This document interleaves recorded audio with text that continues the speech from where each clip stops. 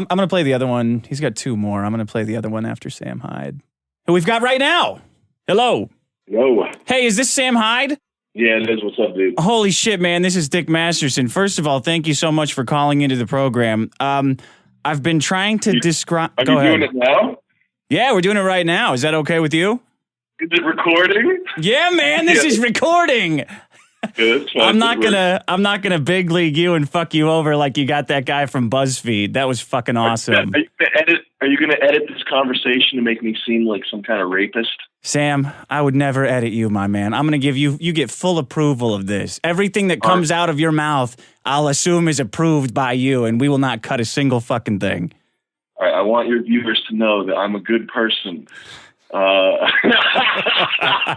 So, let me explain who you are real second. Sam Hyde is a comedian, ladies and gentlemen. That's it.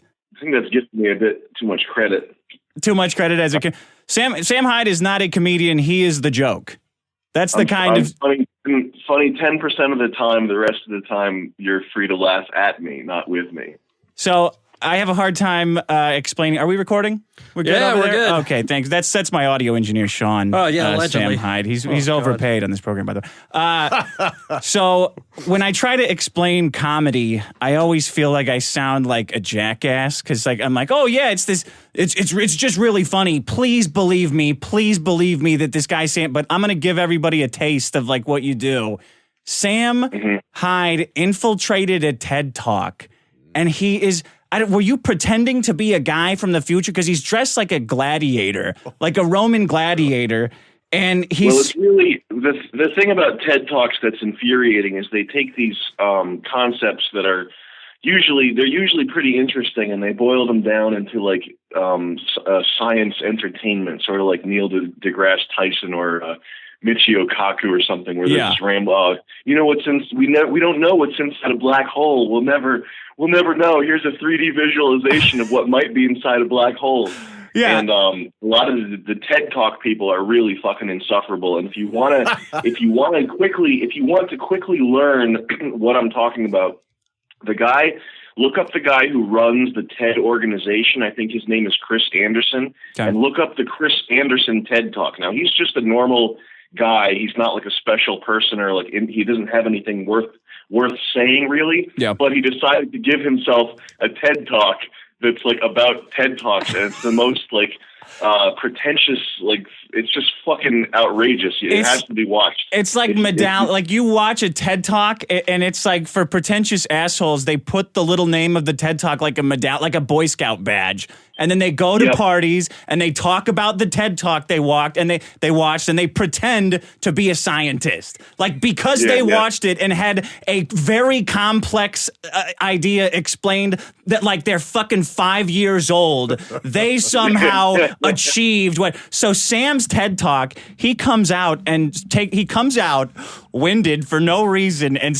crawls through the TED Talk logo and sits on the stairs drinking out of a water bottle for 20 seconds. For the first 20 seconds, you talk about the future in your TED Talk where it's 2070, so there's all sorts of crazy there's so much progress because as you know, we're living in an age of social progress, and by 2070 it's only going to get more so. It's only going to get more progressive. State enforced homosexuality. That was one.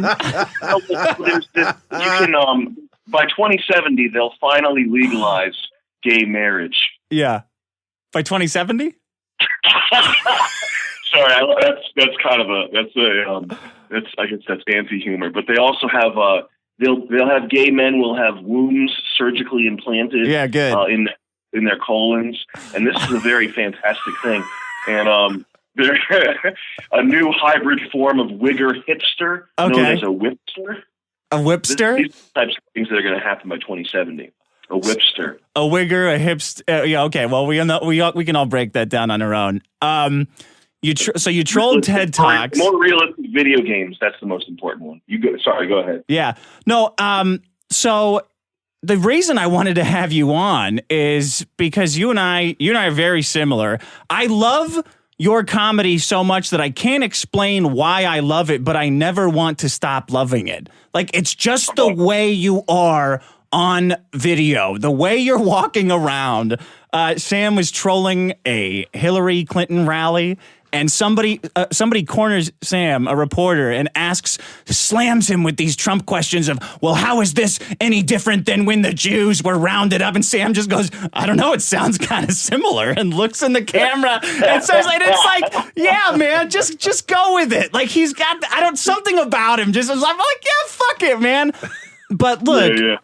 That's the perfect answer to hysteria. To these people, their whole shit is like predicated on you caring about what they have to say. And so when they say something like you're a homophobic misogynist, and you're just like okay, and it really sort of disarms them and throws them spinning. Or you do one better. You say, I'll show you homophobic misogynist, buddy. You think, because these are just words that are coming out of my mouth at the end of the day. Like, you want to hear worse words? That's your trigger. So you and your comedy group, $1 Million Extreme, had a show called World Peace on Adult Swim. And it's a fucking great show.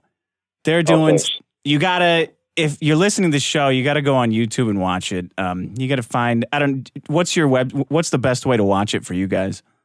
Either on YouTube or just torrent it. I don't know if I can legally say that. I can say it. Torrent the shit out of it. I strongly recommend you torrent the shit out of Sam's show because it's fucking hilarious. But what happened is, this guy Sam gets, this is the comedian's dream, right? Like, Sam, I've gotten comedy shows to the last leg where you just got to get that green light from the network, and then you're on fucking TV, and it's the most exciting feeling in the world. You get to see what a real contract looks like, a real TV contract, and it's like you start planning the rest of, you're like, okay, I'm going to put my whole heart and soul into this show, and it's going to launch, like, I'm going to build a brand and a network off of this. I'm going to be the next Seth MacFarlane. Like, I'm going to redefine late night comedy. And I thought you guys were kicking ass. But then all of the sudden, World Peace, your TV show, just gets killed, gets canceled. Yeah, it's really unfortunate because the reason it got canceled, it got really good ratings. We beat, I believe we beat Eric Andre's first season. We broke 1 million views on the first and last episode. So it got good ratings. The executives at Adult Swim loved it. And one of those executives is a black guy. One of them is a Jewish guy. So it's not like a white supremacist organization, but it just got, these articles came out, trying to paint the show as if it were some sort of political, some tool of political ideology or something. And the Turner executives, Adult Swim's parent company, they felt the heat a little too much. I've looked at some of the backlash. Like, here's an example of some of the backlash that Sam's getting. They're saying the magic word on Sam, which is alt-right, right? Like, which means racist. Which means it's a catch-all. They don't even have to go through all the work of saying racist, bigoted. Right. So they said Sam's an alt-right show, and right after that, every music act that was on his show said, we disavow our performance. Like, it's not with the exception of John Mouse. John Mouse stood firm and did not disavow the show. Okay, torrent everybody's music except for John Mouse. That's what I'm saying on this show. It was really fucked to watch because, like, even you were interviewed by a guy from BuzzFeed, and unbeknownst to him, you recorded the interview. You video recorded your side of the interview and immediately posted it online. But it seems like a dick move. It's very funny. It seems like a dick move, but, like, you got to keep in mind, this BuzzFeed guy was only asking you questions to paint you as, like, this weird racist misogynist. Like, he was saying, are you alt-right or not? And Sam's like, I'm a fucking comedian, man. Like, it's not my fault that all of these entertainment liberals, like, have never seen a real man before. Well, but the thing is, you don't have to identify yourself in any particular way. They just throw that on there. It's funny. Oh yeah, he's alt-right. It's like, no, I'm just a comedian. It doesn't mean anything. the thing is, the alt-right label, personally, I probably am, you probably would call me alt-right, but that has nothing to do with the show, like my personal politics, which have nothing to do with like white supremacy. Yeah. And it's what alt-right is backlash against identity politics. It's white people playing identity politics. And I don't think, most of these people are not sitting at home thinking, I'm the best, we're the best. Like, that's what the word white supremacist conjures up these images of like skinheads, like thinking, this is a whole ball of You yarn mean to here, tell me that when you dress up like a jackass and go on a TED Talk as a pretend gladiator from the future, that's not meant to instill a race riot? Like, that's not meant to instill white power, pride? It's supposed to be, I'm like the new Hitler when I wear that. That's what I'm trying to do. Yeah. While eating a cheese pizza. So what happened? What happened to your show? Because I've seen Tim Heidecker's name get thrown around, and I was a big fan of Tim and Eric, but I don't. You got to tell me if I need to continue being a fan of Tim and Eric. This is the other thing that's really weird is in addition to this quote unquote public backlash, which is basically a couple of BuzzFeed articles and an Atlantic article that got combined like maybe 80 retweets or something like that. Like this is not like grassroots viral anti-world peace stuff going on. And in another day and age, that would be called good publicity. Yeah. Right. And like the other thing that happened that was kind of weird was these other comedians started speaking out against the show. Tim Heidecker, Brett Gelman, this guy named Vic Berger, who does these like weird YouTube edits that are kind of funny. Brett Gelman, he's the actor that ruined the series finale of Mad Men, right? Brett Gelman's the least funny person I've ever seen. I haven't seen him funny in one thing, and his stuff is so cringe-inducing. It's fucking painful. He is the ultimate example of a comedian who is just doing comedy and not trying to make anybody laugh. Brett Gelman. Like, he gets up and goes through the motions and then pats himself on the back. He is, okay, Brett Gelman, so everybody knows, he's the guy who said he quit working with Adult Swim because they didn't employ enough women. Is that right? I was told by somebody who would know that the reason why he quit Adult Swim was because they didn't pick up any of his shows because they thought that they were weird, uncomfortable, not funny. They were making like strange racial statements without being like funny, and like you can't just on TV and start talking about race and expect people to like think what you're saying is brilliant and not have it be funny if it's on a comedy network. The guy's retarded. So they didn't pick his shit up, and they asked him to help them find female talent because everybody's complaining that Adult Swim doesn't have any shows created by women. So they asked Brett Gelman, and what he does is he brings his wife in, and he has his fucking ugly, bald wife pitch them some stupid thing. God. Which is nonsense. And then on his way out, he burns the bridges and he acts like some sort of social hero. And you know what sucks about that is I don't even think the bridge is really burnt. Like, as hard as you cry, as long as it's for some perceived downtrodden race or gender, people just let it slide. That's such a fucking joke. I had my old writing partner. He would always bring, every time he got a new girlfriend, all of a sudden she became the funniest girl ever. He'd start pitching her ideas in our sessions. She would eventually start sitting in and giving feedback on the podcast. It's such a fucking joke. It's very blue-pilled. Very, very blue-pilled. So how do you know all this stuff?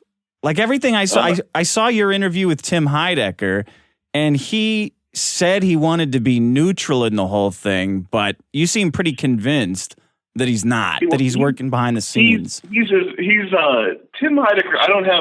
I'm not really pissed at Tim Heidecker. The thing that he got, the thing that he says that he is under internet attack right now. He's under net assault by anonymous trolls.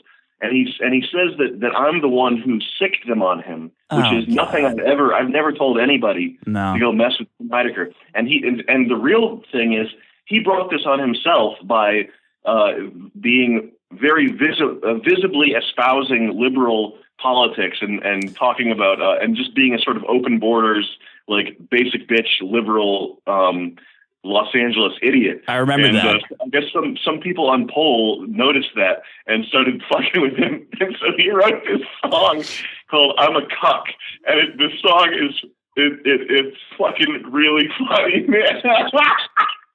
I am a cuck. That's called cuckmate. We got a term for that. When somebody gets so triggered that they have these little like meltdowns where they start making comedy attacking themselves. If started smearing shit on my face. It's like if I was like, if I read some Twitter comment that said Sam Hyde sucks, and I'm like, oh, you want to see how much I suck? This is how much I suck. On my face. But he brought that on himself. That has nothing to do with me. The first time I heard of that was on our the $1 Million Extreme subreddit. Someone posted the "I Am a Cuck" song. Yeah, and that's the very first time that I ever knew anything about Tim Heidecker getting fucking assaulted.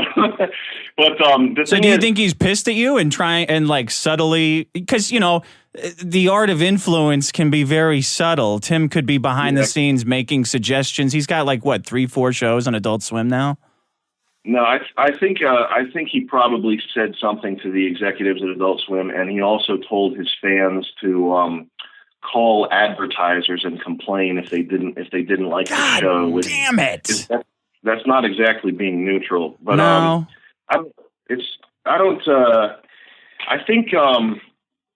I mean, Tim has done brilliant comedic things. I'm not really. I can't be super pissed at him or anything like that. But it's. I think Los Angeles takes. There's a certain type of people. There's only a few people who can really go to Los Angeles and handle it and like stay cool and not get all fucked up. And I think a lot of people, when they go to Los Angeles, they get a little bit rattled in the head. Don't come here. I've lived here my whole life. Sean, my audio engineer, who you're hearing, has lived here his whole life. Basically, people come in and they start fucked because they come here looking for fame and fortune, and they get more and more fucked. The only people who can handle Los Angeles are dead. That's true. Yeah, that's true. Yeah. So look, man, how do we get your show back on the air? Because I'm fucking sick of this shit. I am so sick of this sinking feeling that the more successful I am on Twitter, the higher chance that my account's just going to be shut down. The next time I get a show, like my old podcasting partner released this bullshit video calling me a rape apologist, like the worst thing you can be in LA entertainment, because of some like normal shit that I said on our podcast. He took it all out of context, and she said because I said women should watch out for what they're doing and protect their own safety. He spun that up as a rape apologist, and I myself have a book called Men Are Better Than Women that is offensive. It's offensive comedy. It's satire. Is it Maddox that did this? Yeah, it is. What's going on with that guy? Because I remember back in like 2000, his website was really funny. Like, yeah, it was. What happened to Maddox, man? I don't know. Everybody is interested in this gosh bullshit because they're trying to figure out what happened to the guy. I could pine on it forever. It's probably a mix of just getting to be like 40 years old, still living in a duplex with roommates when like you had your pick of the litter. He could have gone to any agency in town. He could have written anything, gotten it through, and he just couldn't capitalize on it now. He couldn't capitalize it, and I think instead of just writing better material or good material like you do, like pushing the envelope, he's trying to emulate, like he's trying to become the most LA social justice warrior, like protector of the downtrodden, thinking that maybe there's some money in that. I don't know. A lot of people have different theories, though. Well, it's very weird. I mean, I remember reading his stuff like 15 years ago or whenever that was, and it was really good. And I looking back at what he's doing in the past like year, it's just been kind of weird. It is very weird. Yeah. Look, how do we get your show back on the air? Because I'm fucking tired of people getting their dreams crushed, which is, I'm sure you guys are doing fine because you got a huge fan base and they love you. I love you. I would buy anything you put out, especially now that you got your TV show canceled. But how the fuck do we get your show back on the air? I think if you watch the show, if you like the show and you want to maybe help get it back on air, give the people at Turner. I think they've got a public phone number. Give them a call or email any Turner addresses you can find on the web there, and just shoot off a brief email saying you want world peace back, and that might do something. I think. Turner definitely responded to negative public pressure from these articles. So it's I think they would probably respond to public pressure from fans as well. Is there a guy? Is there a guy we can message specifically over there? Like, who's the guy who canceled your show? Who's his secretary? If I had to guess, I'd say his name's probably Goldstein or something like that, but I honestly don't know. He is all right. Yeah. It could be any. You see any precious metals when you go in the phone directory? Gold, diamond, silver. If there's a man made of silver, you just want to hit them up. Yeah. And you preface the email by saying, I respect your rich history of 6,000 years. Your ancestors are amazing. You are the chosen tribe. By the way, get world peace back on the air. Get it back on the air. We need world peace. It's a positive message. Hey, I got to ask you real quick before you go, what makes you a rage? What makes Sam Hyde a rage? What makes me rage? Yeah. I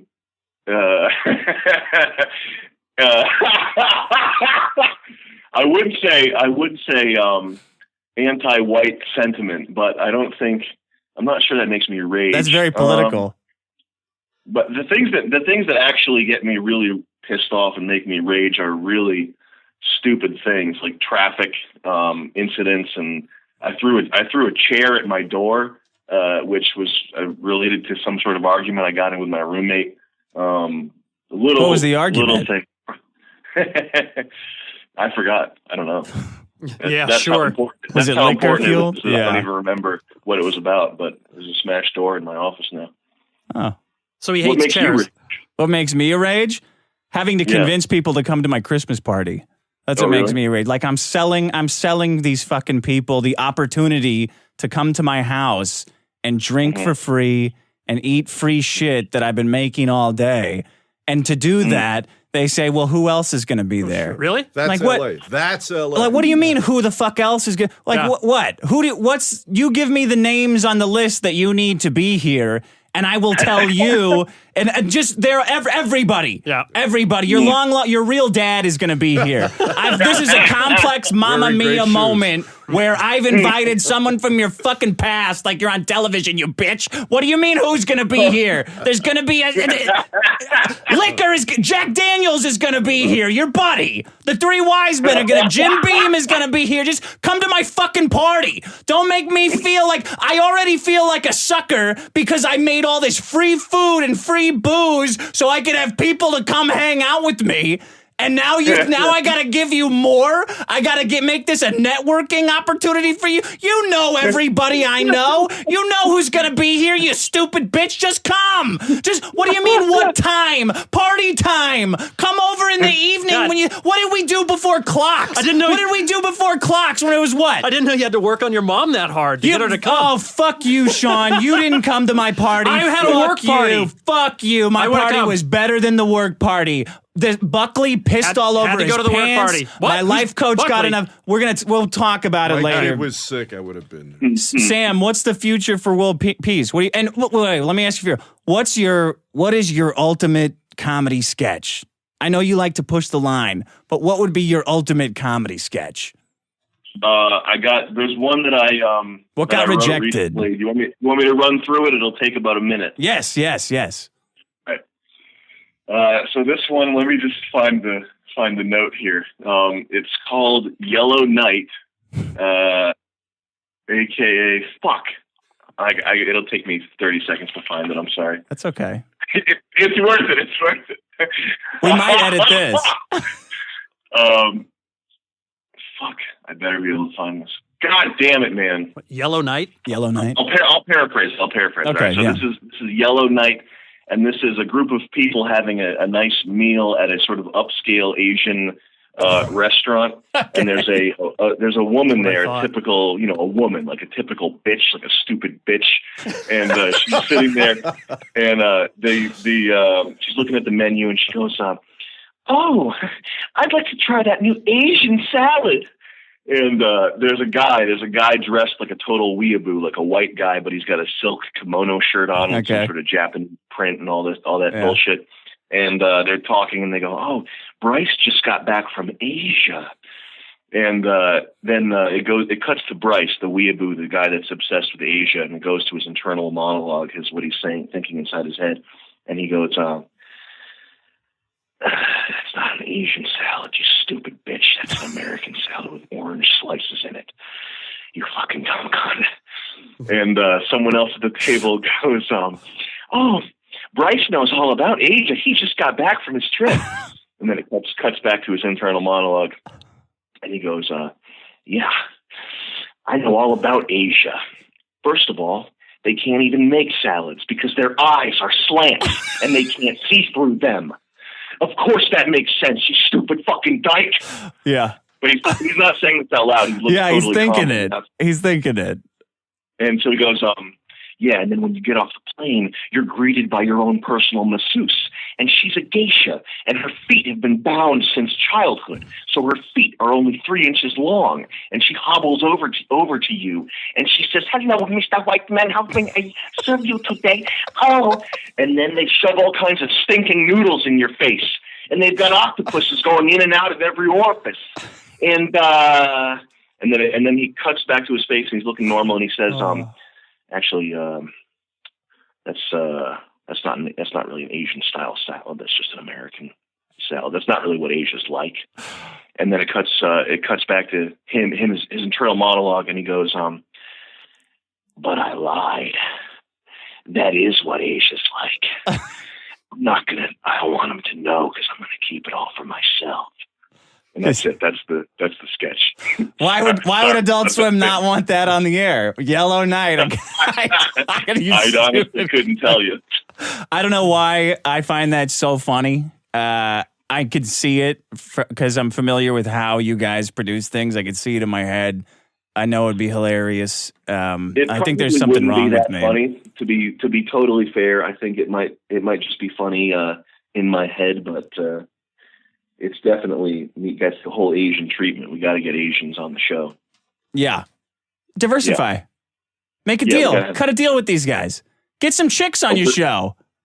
We're working on that right now. Not you are. Yeah. Talking about women.